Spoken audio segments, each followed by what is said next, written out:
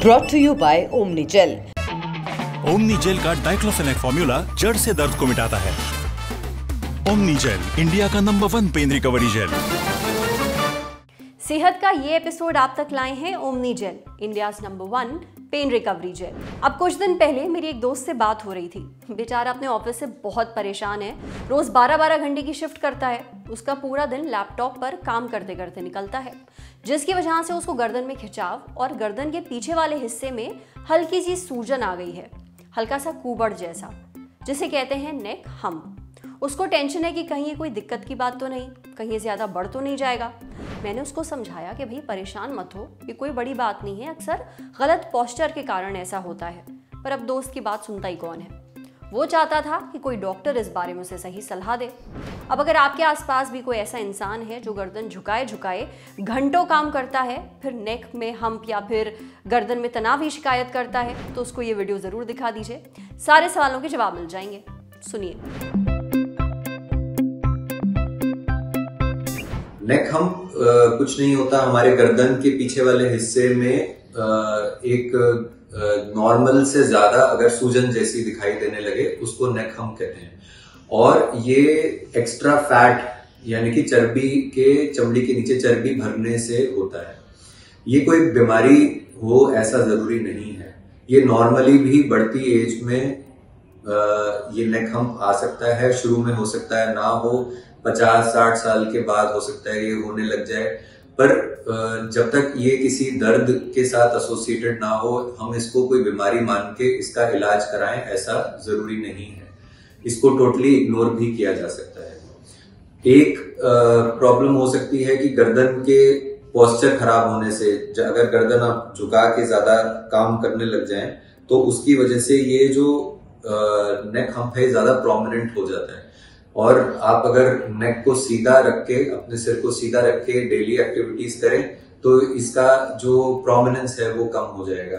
पर फिर भी हम इसको कोई बीमारी मान के उसका कोई ट्रीटमेंट करें ऐसा जरूरी नहीं है। कुछ पेशेंट्स और कुछ डॉक्टर्स भी इसको एक मिसकंसेप्शन, गलत धारणा की वजह से बीमारी मान के इसको ट्रीट करवाने की या करने की कोशिश करते हैं। पर मेरे हम्बल ओपिनियन में ऐसा जरूरी नहीं है।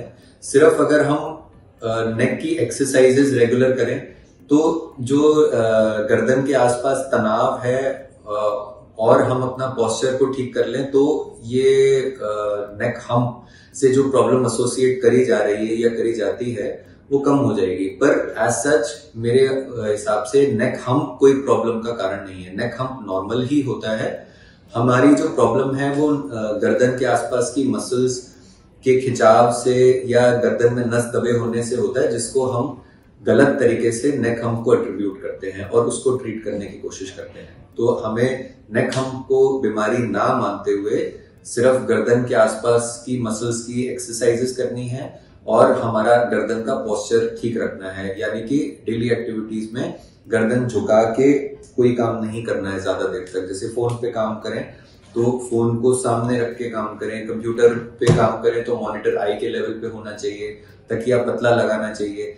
इन डेली एक्टिविटीज को ठीक ढंग से करने से हमारे नेक में तनाव और दर्द और खिंचाव जैसी प्रॉब्लम्स चली जाएंगी। सुना आपने, परेशान होने की कोई ज़रूरत नहीं है। अगर गर्दन में तनाव और खिंचाव महसूस होता है तो गर्दन की एक्सरसाइज करिए और अपना बैठने का, खड़े होने का तरीका ठीक कर लीजिए, यानी अपना पोस्चर ठीक कर लीजिए।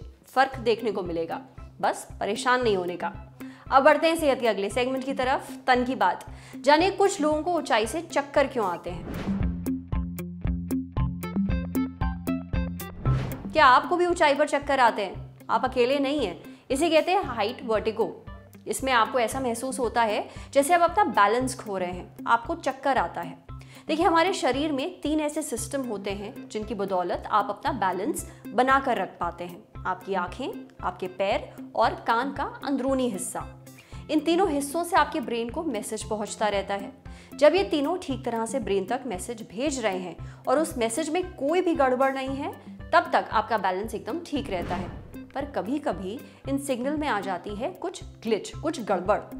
जब हम बहुत ऊंचाई पर खड़े होते हैं तब हमारी आंखें नीचे जमीन की पोजीशन को ठीक तरह से नाप नहीं पाती, यानी आंखों की तरफ से जा रहे मैसेज में थोड़ी गड़बड़ होती है। अब क्योंकि ब्रेन को तीनों सिस्टम से सटीक मैसेज नहीं मिल रहे होते तो उसे महसूस होने लगता है कि भाई दया, यहाँ कुछ तो गड़बड़ है। उसे समझ में नहीं आता कि किस सिस्टम के मैसेज पर भरोसा किया जाए।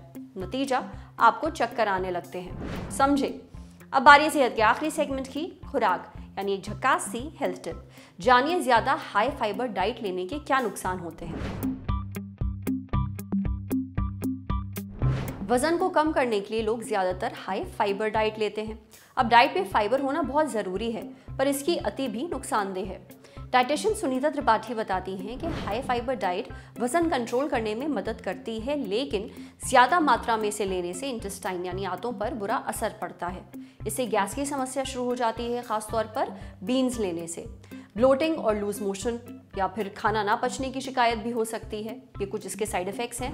क्रोन्स डिजीज के मरीजों को काफ़ी समस्याओं का सामना करना पड़ सकता है, इसलिए हाई फाइबर डाइट लेने से पहले किसी डाइटिशियन से कंसल्ट ज़रूर कर लें, खासतौर पर अगर आप इसे रोज़ ले रहे हैं तो। आज सेहत पर इतना ही। अगर आप एक डॉक्टर हैं, हमसे कुछ शेयर करना चाहते हैं तो जो ईमेल आईडी इस वक्त आपको अपनी स्क्रीन पर दिख रही है उस पर हमें एक मेल भेज दीजिए। जाते जाते एक मज़े की बात सुनते जाइए। ललन टॉप का सबसे ठेठ, सबसे खुरदुरा और सबसे बिगड़ैल बेबी आ गया है पॉडकास्ट बाजा। सुनने के लिए डाउनलोड करें दी ललन टॉप ऐप आज ही। शुक्रिया। मिटाने खबरों का गैप, रोज रात 8 बजे आएगा Lalan top show live on app. Download करें ललन टॉप ऐप।